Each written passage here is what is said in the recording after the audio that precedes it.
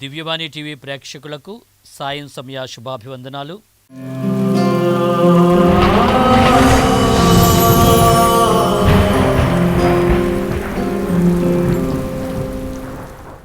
పవిత్ర వారంలో మనం ఉన్నాం. ఈ పవిత్ర వారంలో దైవ అనుభవంలో, దైవ కృపలో మనందరం ముందుకు వెళుతూ ఇక ఈ వారం చివరిలో ఉత్థాన క్రీస్తుని యొక్క పండగ చక్కగా కొనియాడి ఉత్థాన ప్రభుని యొక్క దీవెనలు మన కుటుంబాలు చక్కగా పొందగలవని ఆశిస్తూ ఉన్నాను. మరి పవిత్ర వారంలో అగస్టిన్ గారు చెప్పినటువంటి ఒక చక్కని వాక్యాన్ని మనం మన జీవితాలకి, మన విశ్వాస జీవితాలకి అన్వయించుకునే ప్రయత్నం చేద్దాం. విశ్వాసము అనేటువంటి ఒక చక్కని అంశం మీద ఆయన ఈ విధంగా చెప్తూ ఉన్నారు. నువ్వు చూడని దానిని నమ్ముటయే విశ్వాసము.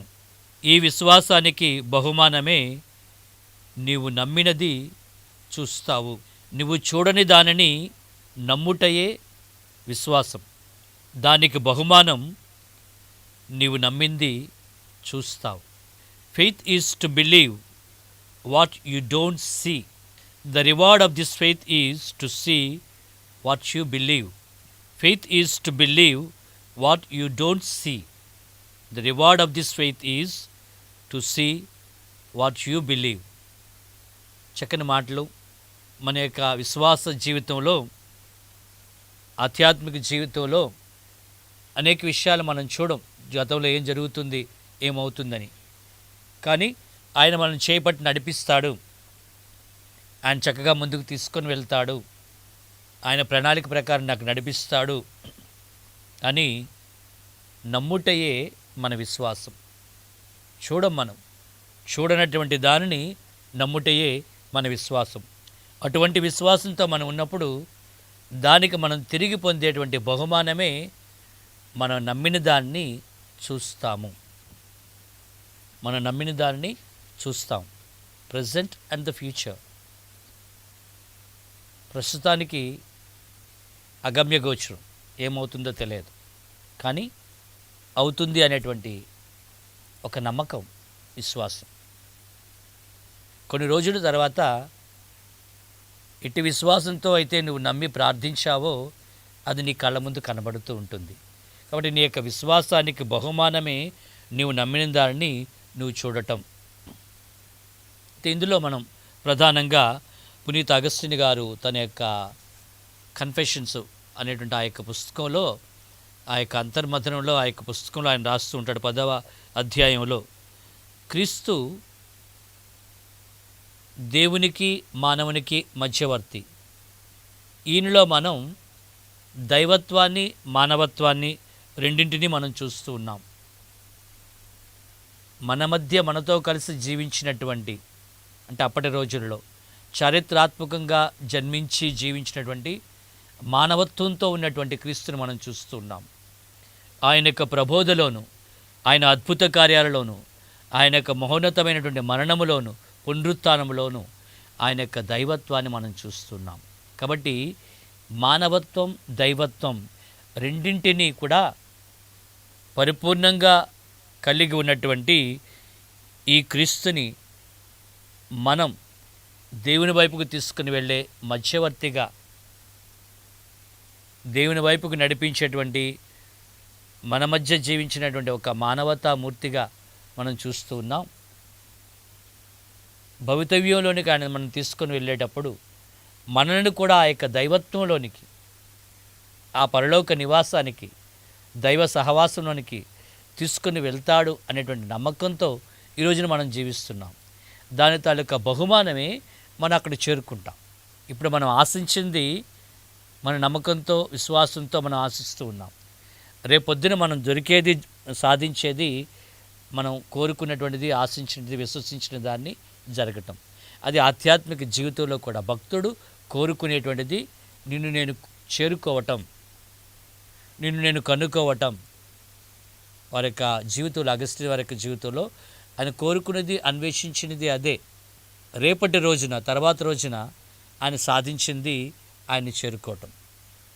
అందుకని భక్తపౌరుడు కూడా చక్కగా ఆ మాట అనగలిగాడు, నేను నా యొక్క విశ్వాస ప్రయాణాన్ని నేను చేసుకుంటూ వెళ్ళాను. పందెపు బహుమానం నా కోసం వేచి ఉంది. తప్పకుండా ఆ పందెపు బహుమానాన్ని ఆయన విశ్వాధిపతి ఆ మహిమగల కిరీటాన్ని నాకు ఇస్తాడు. ఆయన ఊహిస్తున్నాడు ఆ యొక్క విశ్వాధిపతి అయినటువంటి ఆ యొక్క ప్రభు తనకు ఆ యొక్క మోక్ష పదవిలో ఇచ్చేటువంటి ఆ మహిమ కిరీటాన్ని ఆయన కళ్ళతో ఆ నేత్రంతో ఆత్మీయ దృష్టితో చూడగలుగుతున్నాడు. దాన్ని నేను పొందగలుగుతున్నాను. అక్కడ ఇంకా ప్రజెంట్ ఫ్యూచర్ అనేటువంటి ప్రస్తుతం తర్వాత అనేటువంటిది లేదు. ఆ యొక్క అనుభూతిలోనికి వెళ్తూ ఉన్నారు ఈ భక్తులు. ఇది మన యొక్క విశ్వాస జీవితంలో భాగమని తెలియజేస్తూ, lord I believe, help my unbelieve అని ప్రార్థిస్తాడు. నేను నిన్ను నమ్ముతూ ఉన్నాను, కానీ అనేక సందర్భాల్లో ఈ యొక్క అవిశ్వాసం, అపనమ్మకం, అవునా కాదా అనేటువంటి పరిస్థితి నన్ను ఆవహిస్తూ ఉంది. దాన్ని నేను జయించే శక్తిని ఇవ్వు అంటాడు. అదే మన ప్రార్థన కావాలి. నేను నమ్ముతున్నాను, ప్రభు నాకు తప్పకుండా ఇస్తాడు, నడిపిస్తాడు, నాకు శ్రేయస్కరమైన చేస్తాడు అని నేను నమ్ముతూ ఉన్నాను.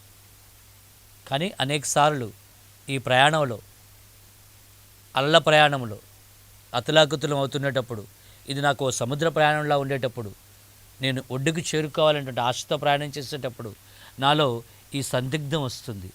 అటువంటి సమయంలో నాకు సహాయపడు ప్రభువా అని అడుగుతున్నాడు. మన జీవితాలలో కూడా అటువంటి సందర్భాలను మనం గ్రహించుకుంటూ, ఒకవైపు విశ్వాసంతో గట్టిగా ఉండాలనుకుంటాం, సముద్ర ప్రయాణం చేస్తున్నాం, అలల తాకిడి వస్తుంది, గమ్యం చేరుకుంటాం అనేది ఉంటుంది.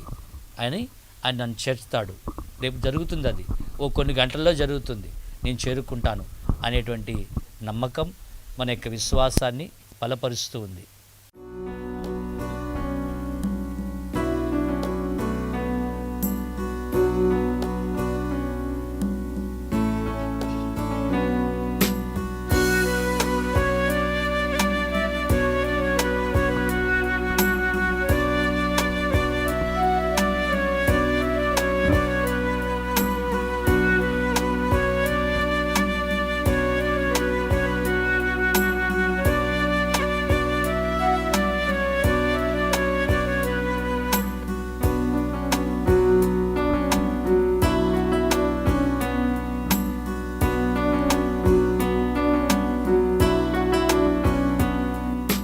సముద్రయాత్ర చేస్తున్న సియోన్ సంచారి, అలలను గాంచి భయమేలా. సముద్రయాత్ర చేస్తున్న సియోన్ సంచారి, అలలను గాంచి భయమేలా. కాలిని సముద్రాన్ని నడిపే ప్రభువు ఉన్నప్పుడు, కాలిని సముద్రాన్ని నడిపే ప్రభువు ఉన్నప్పుడు, సముద్రయాత్ర చేస్తున్న సియోన్ సంచారి, అలలను గాంచి భయమేలా.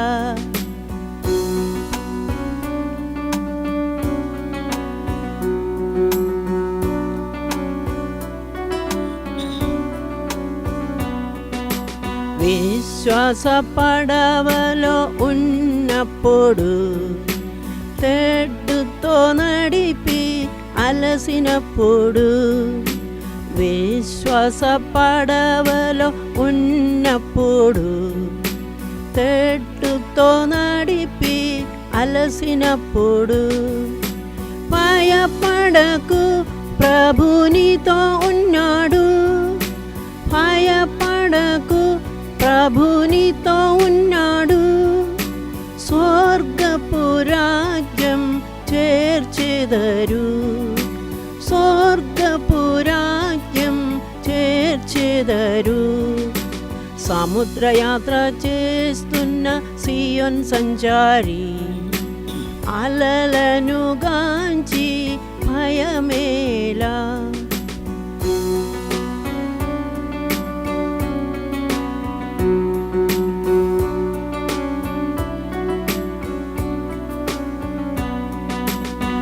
మరణ గడియలో ఉన్నప్పుడు భక్తుడా నీవు భయపడకు.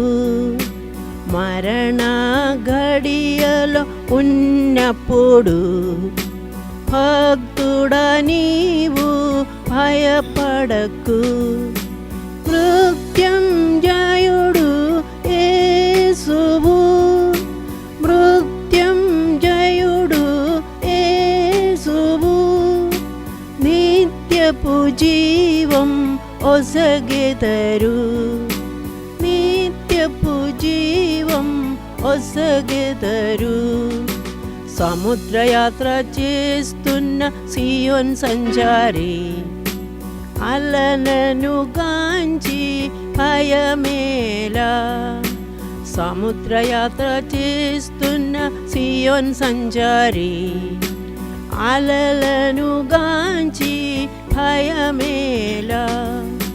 గాలిని సముద్రాన్ని నడిపే ప్రభువు ఉన్నప్పుడు, గాలిని సముద్రాన్ని నడిపే ప్రభువు ఉన్నప్పుడు, సముద్రయాత్ర చేస్తున్న సియోన్ సంచారి, అలలను గాంచి భయమేలా.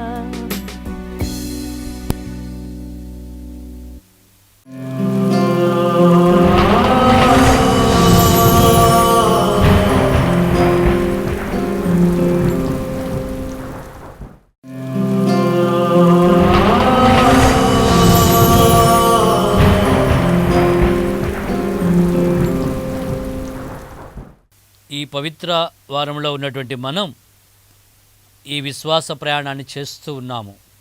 స్వర్గపు రాజ్య బహుమానాన్ని పునరుత్థాన క్రీస్తుతో పాటు మనకు ఆ మృత్యుంజయుడైన దేవుడు ఇస్తాడనే నమ్మకంతో ఈ ప్రయాణంలో మనం ఉన్నాం.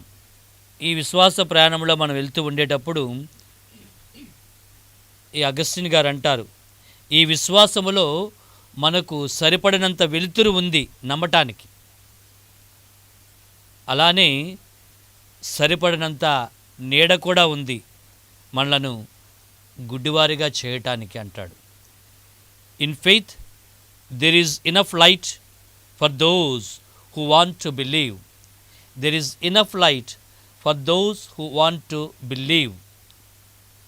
There is enough shadow to blind those who don't. To blind those who don't. There is enough shadow. ప్రియ సహోదరులారా, మనం గ్రహించాలి. కాబట్టి మనం తీసుకునేటువంటిది ఈ వెలుతురు, ఈ వెలుగు అనేటప్పుడు వెలుతురులో నుంచి మనం వెలుగు కిరణాల్లో నుంచి మనం పరిశీలించేటప్పుడు మన యొక్క విశ్వాసము దృఢతరమై మన విషయాలని చూడగలుగుతాం. అదే మనం వెలుతురులో నుంచి చీకటిలోనికి, నీడలోనికి, షాడోలోనికి వెళ్ళినట్లయితే ఆ యొక్క నీడ మనకు నిజమైనటువంటి దాన్ని కనబడకునేకుండా చేస్తుంది, గుడ్డివాడిగా చేస్తుంది. నీవు ఎంచుకున్నటువంటి విధానాన్ని బట్టి, నీవు వెళ్ళే తీరుని బట్టి నీ యొక్క విశ్వాసం బలపడటానికి తోడ్పడుతుంది. నీవు ఆ విధంగా అన్వేషించాలి, వెతకాలి అంటాడు. ప్రస్తుత పోప్ ఫ్రాన్సిస్ గారు ఓ మాట అంటారు. ఈ అగస్టిన్ గారి యొక్క విశ్వాస మాటల గురించి ఆయన వివరిస్తూ ఓ మాట అంటూ ఉంటారు. విత్తనము మొలకెత్తి అది పెరిగి పెద్దదై ఒక మొక్కగానో ఒక చెట్టుగానో పెరుగుతూ ఉంది. కానీ విత్తనం వేసేటప్పుడు ఆ విత్తనములో, ఆ గింజలో అది జీవంగా మళ్ళీ పెరగడానికి రేపు పొద్దున మనకి ఒక మొలకెత్తినటువంటి ఒక చిన్న మొక్కల చెట్ల పెరగడానికి అందులో అంతర్గతమైన ఆ శక్తి ఉంది. 4 రోజులు పోయిన తర్వాత అక్కడ చిగురించి ఒక మొక్క బయటకు వస్తుంది అనే ఆశతో మనం ఇక్కడ విత్తనాన్ని ఇస్తాం. విత్తనం చూసేటప్పుడు మనకు అందులో ఏమీ కనబడదు, అది ఒక గింజగానే కనబడుతుంది. కానీ 4 రోజులు పోయిన తర్వాత దానిలోంచి ఆ జీవం ఉత్పన్నమై మనకి దాని యొక్క మరొక రూపం కనబడుతుంది. అది రేపు పొద్దున కనబడుతుందనే ఆశతో ఈ రోజున మనం ఆ యొక్క విత్తనాన్ని వేస్తున్నామంటాడు. విత్తనం మొలకెత్తి పెరగడం మనం చూస్తున్నప్పుడు దాన్ని ఏ విధంగా వచ్చే స్థాయిని మనం రేపొద్దున ఉంటుంది అని మనం గ్రహించేటప్పుడు మనలోనూ ఈ అంతర్గతమైనటువంటి దైవికమైనటువంటి ఈ యొక్క భావాన్ని, శక్తిని ప్రభు మనకిచ్చాడు. మనం కూడా ఆయనలో ఉత్థానం అవ్వటానికి, జీవాన్ని పొందడానికి, రేపొద్దున మనం కూడా ఆ యొక్క జీవకిరీటాన్ని పొందడానికి, ఆయనతో సహజీవంలోనికి వెళ్ళటానికి మనకు ఆ యొక్క భాగాన్ని ఇస్తున్నాడు. కాబట్టి మనం చూడనటువంటి దాన్ని ఈరోజు మనం నమ్ముతూ ఉన్నాం, అది మనకు విశ్వాసం అవుతుంది. కానీ దీని యొక్క బహుమానం రేపటి రోజున ఇప్పుడు మనం ఏదైతే అనుకున్నామో దాన్నే మనం చూడగలుగుతాం. మనం నమ్మిన దాన్ని రేపొద్దున చూస్తాం. ఆ స్థాయికి వెళ్ళాం, ఆ బహుమానాన్ని పొందాం, ఆ కిరీటాన్ని పొందాం. మహిమగల రాజు ఆ యొక్క కిరీటాన్ని నాకు బహుకరించాడు అనేటువంటి ఆ యొక్క తృప్తికి, ఆ స్థాయికి మనం చేరుకుంటాం అనేటువంటిది మనకు పోప్ ఫ్రాన్సిస్ గారు తన యొక్క మాటలలో చెప్తూ ఉంటారు. అయితే జీవితంలో కొన్నిసార్లు మనం అనుకున్నవి కాకుండా అనుకోలేనివిగా జరుగుతుంటాయి. ఇలా ఎందుకు జరిగింది? అందుకనే మనం గుడ్ లక్, బ్యాడ్ లక్ అంటాం. రెండు ఎలా ఉంటాయి? గుడ్ లక్, బ్యాడ్ లక్ అని. లక్ అంటే అదృష్టం ఒకటే ఉండాలి. మరి గుడ్ లక్, బ్యాడ్ లక్ అని రెండు అంటుంటాం. అది మనకి మంచిగా కావచ్చు, చెడుగా కావచ్చు. కానీ అందులో భావం ఏమిటంటే things happen for a reason. Things happen for a reason. దానికి కూడా ఒక కారణం ఉంటుంది. ఓ దేశంలో ఒక యువకుడు వృద్ధాప్యంలో ఉన్న వాళ్ళ తల్లిదండ్రులను చూసుకుంటూ ఉన్నాడు. వాళ్ళకు ప్రతిరోజు కూడా సహాయం చేయాలి. ఉదయం లేచిన దగ్గర నుంచి వాళ్ళిద్దరూ జబ్బుతో ఉన్నారు. కాబట్టి వాళ్ళకి అన్ని పనులు ఆయన తను చేస్తూ ఉండాలి. ఆ విధంగా ఉన్నటువంటి ఆ యొక్క యువకుడికి ఒకసారి అనుకోకుండా యాక్సిడెంట్లో కాలు విరిగిపోతుంది, ఫ్రాక్చర్ అవుతుంది. కాలు ఫ్రాక్చర్ అయ్యి యాక్సిడెంట్లో ఫ్రాక్చర్ అయిన కుర్రవాడు యువకుడు ఇంట్లో ఉండవలసి వస్తుంది. బాధపడుతున్నాడు.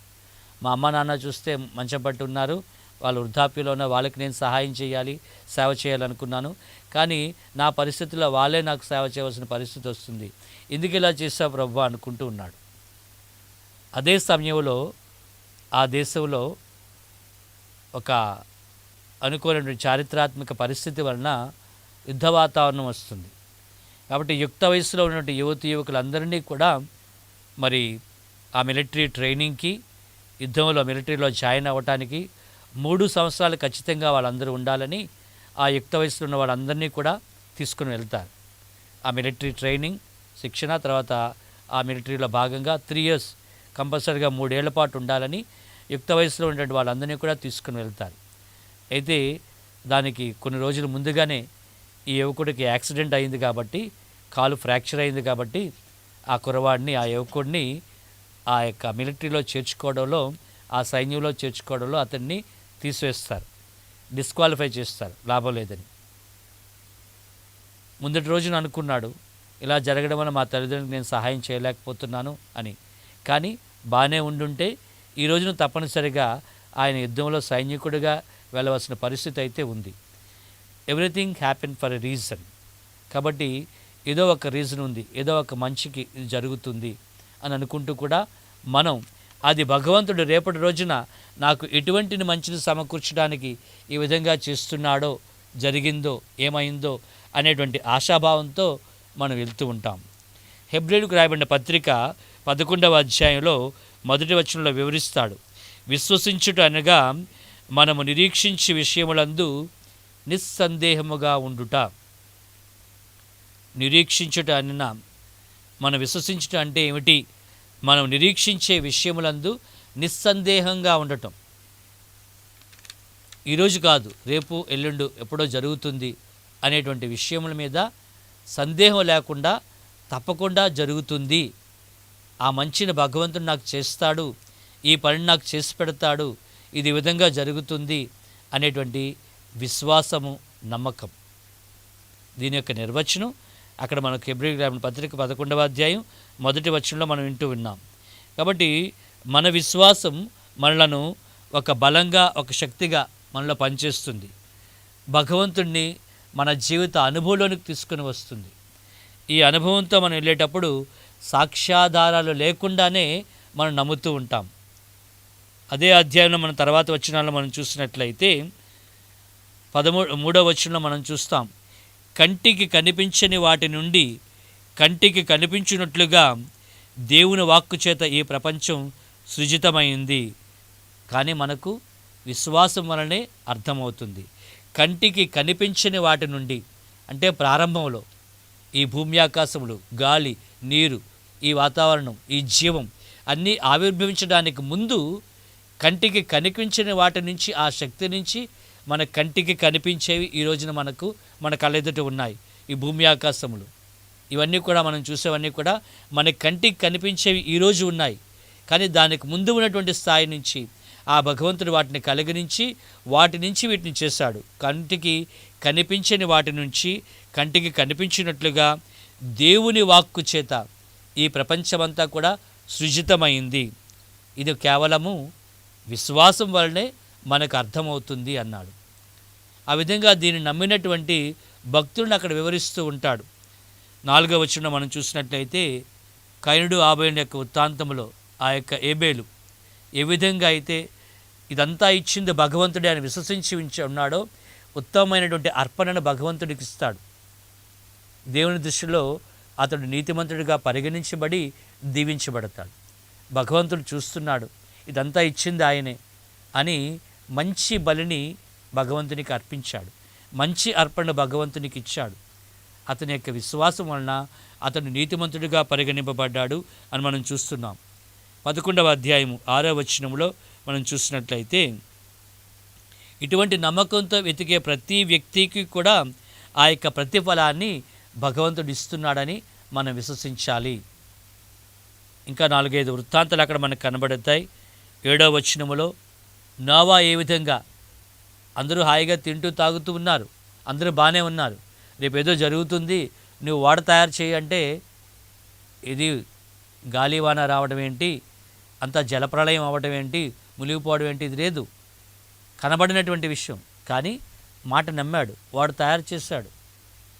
యావే దేవుడు చెప్పినట్టుగా వాడు సిద్ధం చేసి ఆయన సిద్ధపడ్డాడు. జరగబోయే దాని గురించి, కనబడిన దాని గురించి ప్రభు మాట మీద విశ్వాసం ఉంచి సిద్ధపడినటువంటి ఆ యొక్క నోవా, అతని కుటుంబము రేపటి రోజున రక్షించబడింది. తన కళ్ళ ముందే ఆ జలప్రళయం వచ్చి ఏ విధంగా అంతా జరిగిందో ఆయన ప్రత్యక్ష సాక్షి అయ్యాడు. దాని నుంచి మళ్ళా బయటకు వచ్చి ఒక నూతన జీవనాన్ని ప్రారంభించాడు. 8వ వచనంలో మనం చూసినట్లయితే, అబ్రహాము అటువంటి విశ్వాసం చేతనే తను పిలువబడినప్పుడు ఆ యొక్క స్వరానికి కట్టుబడి అన్నిటినీ విడిచిపెట్టి ఆయన వచ్చేశాడు. రేపటి రోజున నేను నీకు మంచి వాగ్దాన భూమిని ఇస్తాను, నీ యొక్క సంతతిని అభివృద్ధి చేస్తాను, రేపటి రోజున జరుగుతుంది అనే దాని మీద నమ్మకం ఉంచి ఆయన సమస్తాన్ని విడిచిపెట్టి వచ్చాడు. ఈ వ్యక్తులందరూ కూడా జీవించి మరణించారు. అయితే వాళ్ళు జీవిస్తూ ఉండగానే వాళ్ళకి చెప్పినవన్నీ కూడా, వాగ్దానాలన్నీ కూడా నెరవేరలేదు అని హెబ్రేయులకు రాయబడిన పత్రిక 11వ అధ్యాయం 13వ వచనం చెప్తుంది. ఇవన్నీ నెరవేరక ముందే వాళ్ళు చనిపోయారు, కానీ అది ఏదో రోజున జరుగుతుందని వాళ్ళు విశ్వసించారు. మోయిస్ కూడా ఇజ్రాయేల్ ప్రజలని వాగ్దాన భూమికి తీసుకుని వెళ్ళలేదు, అక్కడికి చేరుకోకముందే ఆయన చనిపోయాడు. ఆ పర్వతం నుంచి యావే దేవుడు ఆయనకు చూపించాడు, అదిగో ఆ విస్తార స్థలమే మీ ప్రజలు వెళ్ళబోయేటువంటి ఆ యొక్క వాగ్దాన భూమి అని. రేపొద్దున జరుగుతుంది, నేను లేకపోయినా వాళ్ళు సాధిస్తారు, అక్కడికి వెళ్తారు, యావే దేవుడు వాళ్ళని అక్కడ తీసుకువెళ్తాడు అనేటువంటి విశ్వాసం. కావున ప్రియ సహోదరి సోదరులారా, ఈ రోజున మనం చూడనటువంటి విషయాలు ఏమవుతుందో అనే సందిగ్ధం సందర్భంలో మనం జీవిస్తూ ఉండేటప్పుడు ఈ చూడని విషయాల్ని మనం నమ్మటయే మన విశ్వాసం. సర్వశక్తివంతుడు, దైవ కుమారుడు, పరిపూర్ణంగా దైవత్వ సంపూర్ణుడైన మానవ మాత్రుడైన క్రీస్తు నా జీవితంలో నాతో ఉన్నాడు, నాకు తప్పకుండా చేస్తాడు, నెరవేరుస్తాడు, నడిపిస్తాడు, అన్నీ కూడా నా మంచికే ఆయన చేస్తాడు, మంచికి సమకూరినట్లుగానే ఆయన నడిపిస్తాడు అనేటువంటి నమ్మకం, విశ్వాసం మనలో దృఢంగా ఉండాలి. అటువంటి విశ్వాస జీవితం జీవించినటువంటి ఆ బహుమానాన్ని, నిత్యజీవ బహుమానాన్ని మన ఈ ప్రయాణం తర్వాత ఆయన మనకు అనుగ్రహిస్తాడు. అది మన విశ్వాసములో ఆ బహుమానం గొప్పది, అది మనకి హైయెస్ట్ పాయింట్, టార్గెట్ పాయింట్. అది దాన్ని మనకు అనుగ్రహిస్తాడని మనం మరి ముఖ్యంగా ఈ పవిత్ర వారంలో ప్రార్థించే విధానంలో, ప్రార్థనలో గడిపేటువంటి సమయంలో, ప్రభువా మరణము జయించి పునర్జీవితుడు అయ్యావు, నిత్య జీవులోనికి మమ్మల్ని కూడా తీసుకుని వెళ్తానని వాగ్దానం ఇచ్చావు. కావున ఈ పవిత్ర దినాలలో, ఈ వారంలో మరింత ఎక్కువగా నీకు దగ్గరగా ఉంటూ నీ మరణ పునరుత్థానాన్ని ధ్యానించే బిడ్డగా, నిన్ను మరణమును జయించి రేపటి రోజున నీతో పాటు నిత్య జీవన బహుమానాన్ని పొందుకోగలిగిన వాడినే ఆ యొక్క భాగ్యం, అదృష్టం నాకు దక్కుతుంది అన్నటువంటి విశ్వాసం నాలో, మా కుటుంబంలో, మా సంఘంలో బలపరచు ప్రభువా అని ఈ పవిత్ర వారంలో మనం ప్రార్థిస్తూ, ప్రభు ఇచ్చేటువంటి రేపటి బహుమానం మనం నమ్మిన దాన్ని మన కళ్ళ ఎదుటిగానే జరిగినట్లుగా చూపించే ఆ బహుమానాన్ని పొందగలిగేటువంటి స్థితిని, కృపను, ధన్యతను మనకు దయచేయమని ఈ పవిత్ర వారంలో మనం ప్రార్థించుకుందాం. దైవాశీస్సులు. God bless you. రేపటి రోజున మళ్ళా కలుసుకుందాం.